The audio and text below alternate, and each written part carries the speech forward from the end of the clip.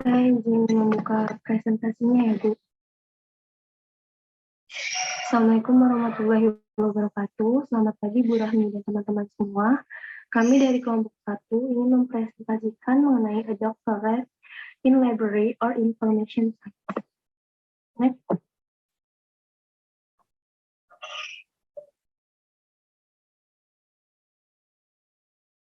Di sini kami beranggotakan Dia Zahra Dewi, Margareta Berti, Salma Rahayu, saya sendiri Salsabila Zahra Hermawan, Sabita Amalia, Ikan Amara, dan Zakia Wudi. Bagian pertama mengenai introduction and so I go for a doctorate. Mendapatkan gelar doktor bisa menjadi prospek yang menarik. Dan seperti halnya dengan keputusan karir lainnya, sangat penting untuk memiliki semua informasi yang bisa didapatkan. Dalam artikel ini, diharapkan dapat meluruskan kesalahpahaman tersebut dan dengan demikian dapat membantu dalam membuat keputusan yang lebih memuaskan di bidang ini. Selanjutnya adalah should I go for a doctorate? Haruskah saya kembali ke sekolah untuk bekerja di tingkat yang lebih tinggi? Pertanyaan seperti ini muncul secara alami di dalam diri kita. Hal ini dikarenakan sebagian orang menganggap bahwa program MLS yang diambil dalam jangka waktu 1 tahun terasa sangat singkat. Melihat pertanyaan tersebut, Betts berpendapat bahwa jika ini adalah satu-satunya alasan untuk mengambil gelar doktor, maka ia tidak merekomendasikan mengambil gelar doktor. Ada cara lain yang lebih baik dilakukan untuk mendapatkan pekerjaan lebih lanjut sesuai dengan apa yang kita butuhkan. Selanjutnya akan dilanjutkan oleh teman saya. Materi selanjutnya adalah akademik or profesional. Sebelum masuk ke materinya Bates, saya sempat cari terkait apa itu perbedaan antara gelar akademik dan juga gelar profesional. Di salah satu sumber yang saya temukan, gelar akademik adalah kualifikasi yang diberikan kepada siswa setelah berhasil menyelesaikan kursus di lembaga pendidikan tinggi seperti universitas atau perguruan tinggi. Kemudian gelar profesional adalah gelar yang dapat diperoleh seseorang untuk bekerja di bidang tertentu seperti kedokteran, farmasi, hukum, dan lainnya. Nah, di sumber lainnya dijelaskan juga bahwa secara umum gelar seperti Bachelor of Arts, Bachelor of Science disebut kualifikasi akademik, sedangkan gelar profesional seperti Doctor of Medicine, Master of Business Administration, dan lainnya disebut sebagai kualifikasi profesional karena menentukan profesi seseorang untuk hidupnya. Slide selanjutnya. Jadi Bates itu memberikan contoh seorang mahasiswa jurusan sastra Inggris atau sosiologi yang mengambil sarjana secara akademik akan mendapat gelar Bachelor of Arts. Meski begitu, gelar tersebut tidak memberikan persiapan untuk karir profesional kecuali jika mahasiswa tersebut juga mengejar studi profesional di bidang-bidang tertentu seperti pendidikan atau jurnalisme. Sebaliknya, dalam bidang profesional, baik hukum, kedokteran, atau kepustakawanan, hanya ada satu gelar profesional terminal, seperti Juris Doctor, Doctor of Medicine, dan Master of Library and Information Science. Gelar itu sepenuhnya memenuhi syarat untuk posisi apapun di lapangan, baik pemula atau administrator tinggi. Ada catatan yaitu sebutan gelar terminal digunakan terutama di Amerika Serikat. Paling umum mengacu pada gelar akademik tertinggi yang dapat diberikan dalam bidang tertentu. Jadi gelar terminal adalah istilah yang digunakan untuk menggambarkan gelar tertinggi yang tersedia dalam disiplin akademik tertentu. Gelar terminal ini rata-rata itu adalah gelar doktor. Meski begitu, dalam beberapa kasus, gelar master memenuhi syarat sebagai gelar terminal dalam bidang atau disiplin tertentu. Misalnya, menurut American Library Association, gelar master dalam kepustakawanan seperti Master of Library and Information Science adalah gelar terminal yang sesuai untuk pustakawanan profesional. Dalam bidang profesional, gelar doktor itu tidak dimaksudkan untuk menjadikan seseorang lebih memenuhi syarat untuk bekerja sebagai praktisi. Sebaliknya, gelar doktor dimaksudkan untuk memasuki bidang baru, yaitu pengajaran dan penelitian universitas, karena pengajaran berada dalam bidang kepustakawanan. Jadi, tujuan mendapatkan gelar doktor adalah mempersiapkan individu untuk karir baru, bukan membuat individu lebih memenuhi syarat untuk karir yang dimiliki. Gelar doktor yang sudah didapat tentunya dapat digunakan untuk apapun yang diinginkan, seperti menjadi administrasi perpustakaan, bekerja di industri informasi, atau di organisasi penelitian swasta, dan sebagainya. Meski begitu, pelatihan yang sudah didapatkan bagaimanapun juga akan sangat berorientasi pada karir di bidang pengetahuan. Slide selanjutnya akan dijelaskan oleh teman saya. Selanjutnya, to supplement di MLS, jika keinginan Anda semata-mata untuk melengkapi pembelajaran profesional yang didapatkan melalui pelatihan master, maka terdapat beberapa cara yang dapat digunakan untuk mengejar hal tersebut. Banyak sekolah perpustakaan menawarkan program sertifikat untuk bisa mendapatkan pelatihan tambahan 1 tahun penuh dan sertifikat resmi untuk terdaftar serta terakreditasi. Jika keinginan tersebut melebihi jangka waktu tertentu, banyak sekolah yang mengizinkan untuk mendaftar secara individu dengan beberapa peraturan yang harus ditaati. Terdapat beberapa mini program yang ditujukan untuk pekerja profesional yang menawarkan kursus di malam hari atau di lokasi yang jauh bagi mereka yang tidak dapat datang ke lapangan. Dalam kasus lain, Anda dapat mendaftar untuk kursus reguler sebagai pelajar khusus sehingga tidak perlu bekerja untuk mendapatkan gelar. Terkadang program eksistensi universitas menawarkan kursus kepustakaan. Selanjutnya akan dijelaskan oleh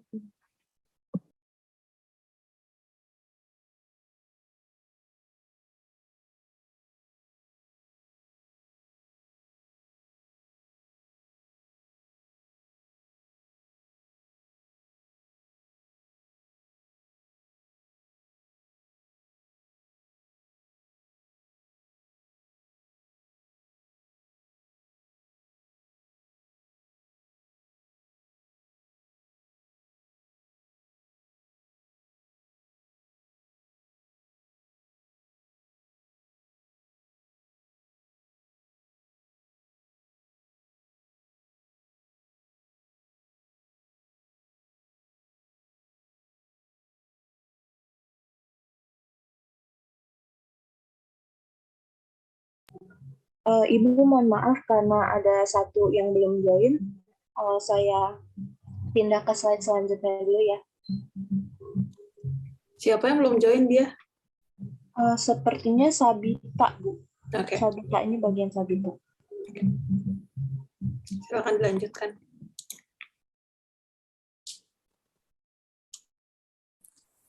Selanjutnya, full-time is better. Is it practical than to work for a doctorate part-time? Karena waktu, effort, dan biaya yang terlibat, kebanyakan orang yang sedang mengerjakan gelar doktor mengambil part-time setidaknya selama beberapa program mereka.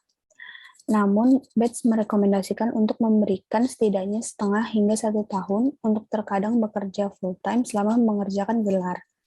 Terdapat 2 alasan untuk rekomendasi ini. Yang pertama, tingkat dropout cukup tinggi, terutama saat mengerjakan disertasi yang seringkali muncul karena kelelahan belajar.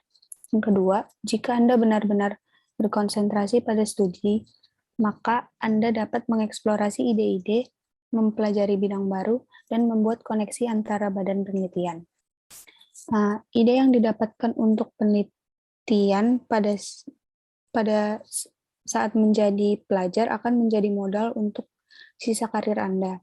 Rintangan berikutnya setelah mendapatkan gelar adalah mendapatkan masa jabatan dalam pekerjaan mengajar Anda.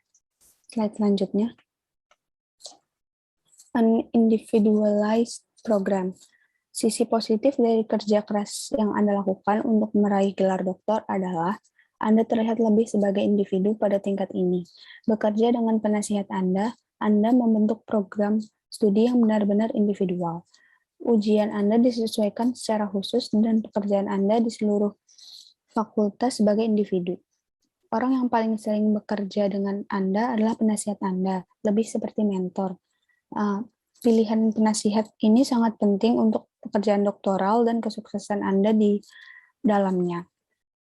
Seorang penasihat berkomitmen untuk membantu Anda menyelesaikan program ini. Saat beralih ke karir yang berbeda, yaitu mengajar di universitas, penasihat Anda dan profesor lain yang bekerja dengan Anda juga dapat memberikan nasihat tentang cara bertahan di bawah aturan permainan akademis yang berbeda. Selanjutnya akan dijelaskan oleh teman saya. Selanjutnya untuk pembahasan selanjutnya, where should I apply? tahu di mana saya harus apply untuk program dokter ini. Pada dasarnya, saat kita memilih kampus ataupun sekolah, pasti kita juga menginginkan berada dengan teman-teman yang baik dan juga dengan minat yang sama dengan minat kita. Misalnya seperti saat kita mengambil program magister atau S2, pada program S2 ini kita akan mendapatkan misalnya teori penelitian dan juga praktik mengenai referensi. Namun, tidak semua program doktor atau S3 akan memberikan hal tersebut. Yang artinya, tidak semua kampus memiliki orang-orang yang tertarik dan juga kompeten dalam bidang referensi. Jika referensi ini menjadi bidang subjek yang kita minati, maka kita perlu mencari kampus dengan orang-orang yang memang kompeten di bidang tersebut. Slide selanjutnya. Program dokter ini atau S3 ini bersifat individual dan spesialisasi. Maka dari itu, kita perlu mencari kampus di mana kita dapat bekerja sama dengan individu tertentu. Lalu di sini terdapat beberapa cara yang dapat dilakukan dalam menentukan kampus untuk program dokter. Yang pertama, kita dapat mencari kandidat kampus dengan membaca Educational Media Yearbook yang diterbitkan oleh Libraries Unlimited. Untuk Educational Media Yearbook ini berisi daftar sekolah ke kampus yang menawarkan program doktor di bidang ilmu perpustakaan dan informasi dan bidang spesialisasi mereka. Lalu untuk yang kedua, kita juga dapat menemukan individu yang kompeten di bidang yang kita minati dengan melihat ke library literatur dan information science abstract. Kita dapat mencari artikel atau jurnal terbaru dalam bidang subjek yang kita minati. Lalu kita bisa mencari tahu siapa penulisnya, latar belakang pendidikan penulis tersebut, dan juga apabila dia mengajar, kita dapat mencari tahu di mana kampus beliau mengajar. Selanjutnya, kita juga dapat mencari informasi di direktori yang diterbitkan oleh Journal of Education for Library and Information Science. Direktori ini mencantumkan kampus, fakultasnya, dan bidang spesialisasi dalam bidang informasi dan perpustakaan. Lalu yang terakhir, yang keempat, kita juga dapat mencari tahu lulusan dokter terbaru dari kampus yang kita minati. Pastikan untuk selalu mendapatkan informasi terbaru. Untuk informasinya ini seperti profesor-profesor yang sudah pensiun, atau mungkin ada pengaturan ulang dalam programnya, atau mungkin informasi tahun lalu itu dapat dikatakan sudah ketinggalan zaman. Jadi, sebisa mungkin kita mencari informasi terbaru, seperti lulusan dokter ini di kampus, di kandidat-kandidat kampus yang akan kita apply. Selanjutnya akan dijelaskan oleh teman saya. Baik, yang selanjutnya di sini choosing a specialty atau memilih spesialisasi. Di sini dijelaskan bagaimana jika belum mengetahui spesialisasi apa yang diinginkan. Hal ini tidak masalah, tidak harus memiliki minat yang kuat sebelum memasuki doktoral ini, tapi agaknya pasti ada beberapa bidang yang menarik minat dan juga perhatian yang lebih dari yang lain, yang tampaknya bisa menjadi kandidat untuk spesialisasi Anda. Selanjutnya, apa yang dapat dilakukan apabila masih merasa ragu dalam mengambil program yang akan dijalani? Jika keraguan tersebut masalahnya adalah dalam hal keuangan, di sini banyak universitas yang juga menyediakan keringanan biaya, beasiswa, dan juga asisten penelitian.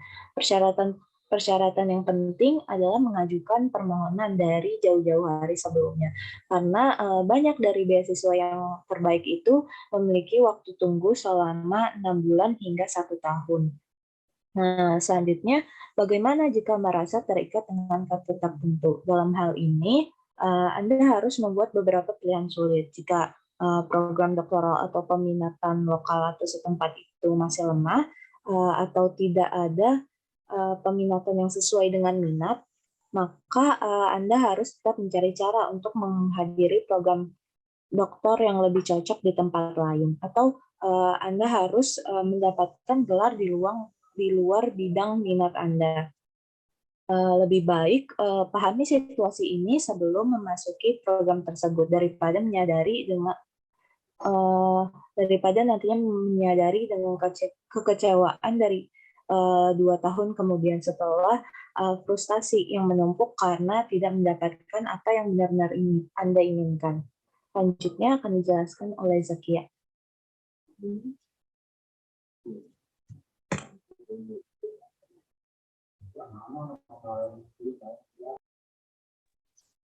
Selanjutnya yaitu program quality. Faktor lain yang harus ditekankan dalam pemilihan kampus yaitu kualitas, karena Anda bekerja dengan penasihat Anda dan juga beberapa fakultas lain. Terutama pada tahap disertasi, di mana pemikiran Anda akan dibentuk baik buruknya oleh interaksi Anda dengan mereka. Kemudian, jika ingin melakukan pekerjaan dengan yang baik, maka carilah seseorang yang melakukan pekerjaan yang baik saat ini. Jika merasa belum memiliki kualifikasi untuk mengevaluasi penelitian dan penulisan calon profesor, terdapat 2 bantuan yang dapat digunakan. Yang pertama, dengan memeriksa publikasi fakultas di kampus kandidat, seperti pada jurnal The Library Quarterly, Journal of the American Society for Information Science, College and Research Libraries, Library and Information Science Research, dan Information Processing and Management. Lihatlah seberapa sering karya mereka muncul di jurnal seperti itu. Yang kedua dengan follow kutipan. Cara yang kedua ini bisa dicek di Social Science Citation Index. Apakah karya mereka dikutip dan apakah karya mereka berdampak di lapangan. Selanjutnya akan dijelaskan oleh teman saya.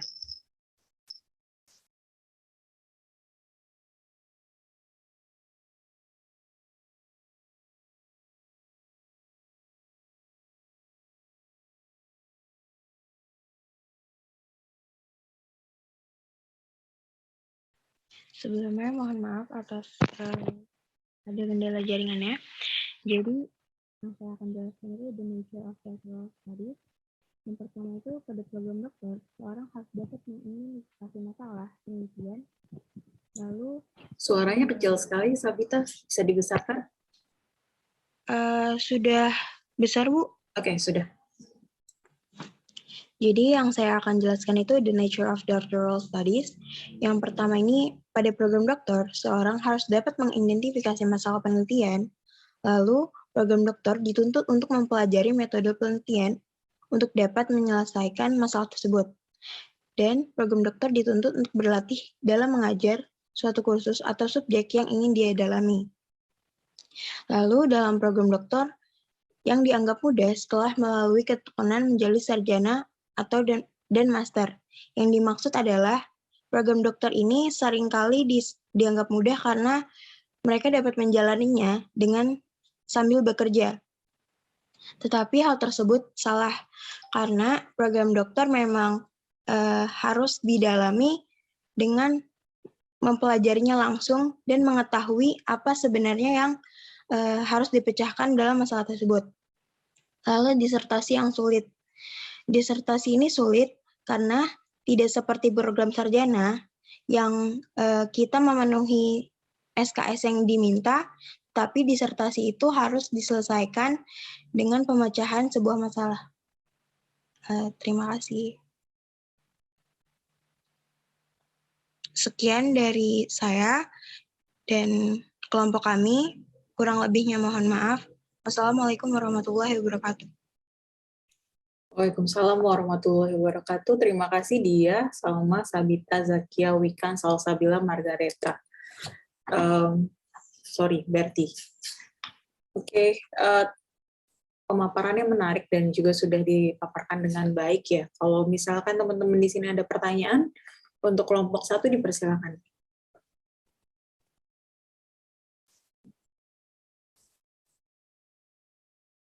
Ada yang ingin bertanya? Kayaknya masih pada ngantuk ya.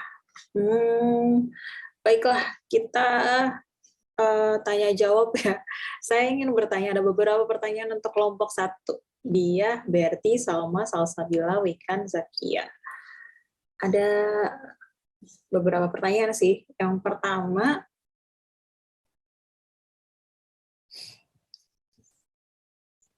apa bedanya pendidikan S1, S2, dan juga S3? Lalu yang kedua, apa bedanya supervisor atau pembimbing ketika mereka membimbing mahasiswa S1, S2, dan S3? Lalu yang ketiga, pas masuk kuliah atau pas masuk program studi ilmu perpustakaan, apakah kalian mencari tahu dosennya siapa aja, terus habis itu karya tulis ilmiahnya yang sudah diterbitkan apa aja? 3 dulu deh, itu aja. Mungkin bisa didiskusikan dulu ya, kelompok 1. Terima Ya, kasih. izin berdiskusi terlebih dahulu ya, Bu. Oke. Rekan-rekan kalau ada pertanyaan, dipersilakan ya. Saya mau bertanya kalau boleh. Ke kelompok 1 kan ya, Dimas? Iya, Bu. Silakan. Ya, saya juga ada beberapa pertanyaan sih sebenarnya. Yang saya ingin tanyakan pertama adalah ini kalau misalkan lanjut S2 atau S3 itu apakah judul tesis dan disertasinya itu harus melanjutkan skripsi atau tugas akhir di S1? Itu yang pertama. Maksud pengembangan dari masalah yang di S1 itu atau bisa bebas lagi, beda lagi. Terus yang kedua, boleh kasih contoh judul skripsi, tesis sama disertasi gitu loh untuk S1, S2, S3. Terus biar kelihatan sebenarnya pemecahan masalahnya itu yang dimaksud pemecahan masalah yang seperti apa gitu. Kalau misalkan boleh dikasih contoh judul penelitiannya guys, S1, S2, S3 bedanya apa? Terus tadi apa lagi satu lagi ya?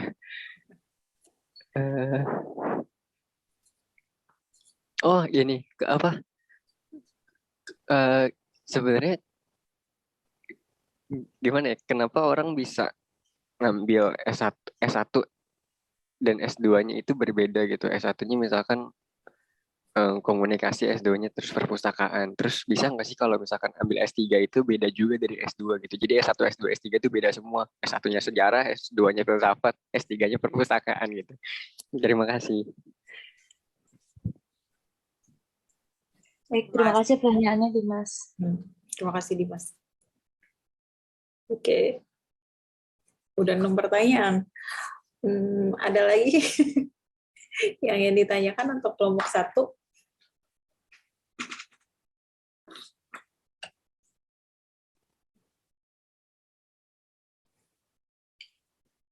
Oke, kalau nggak ada, didiskusikan dulu ya